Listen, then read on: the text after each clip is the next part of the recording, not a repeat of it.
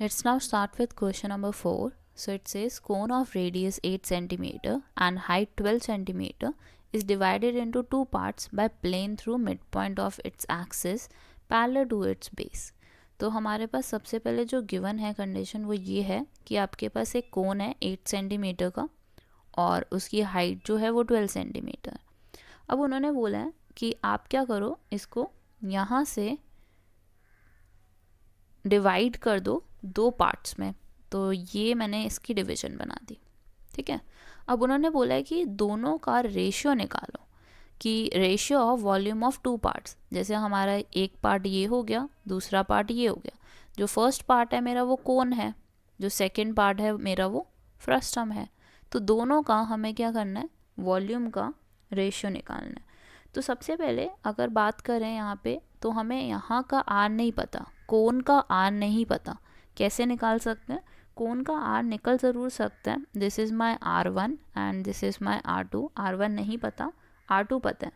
अब देखो आप, पहले मैं ट्राइंगल्स मार्क कर देती हूँ। Let this point be O, this be D, then F, then E, then we I am taking the bottom one as C, then B and A।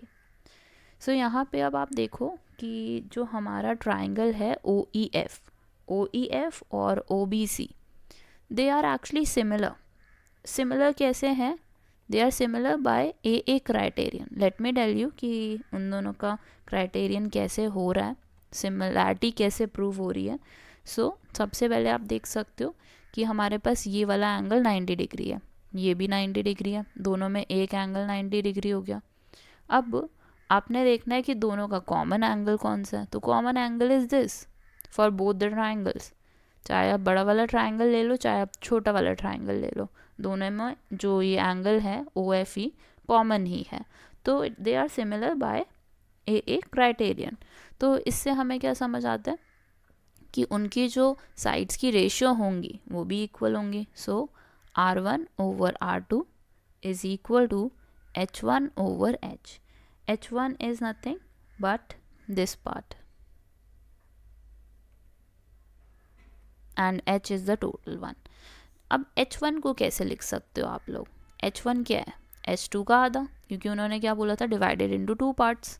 So I will write R1 over R2 is equal to H2 over H.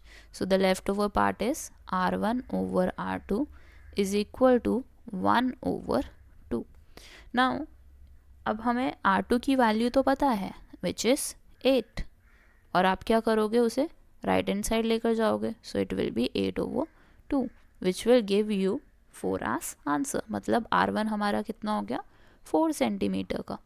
Now we have to take the volume of these two parts. So सबसे पहले मैं क्या करूँगी, volume of frustum ले लूँगी, then उसके नीचे हम वॉल्यूम ऑफ कोन निकाल लेंगे, रेशियो आ जाएगी हमारी, ठीक है। तो फ्रस्टम होता क्या है, वॉल्यूम क्या होता है फ्रस्टम का, it is 1/3 pi H R1 square plus R2 square plus R1 dot R2। Then volume of cone we know is 1/3 pi R square H।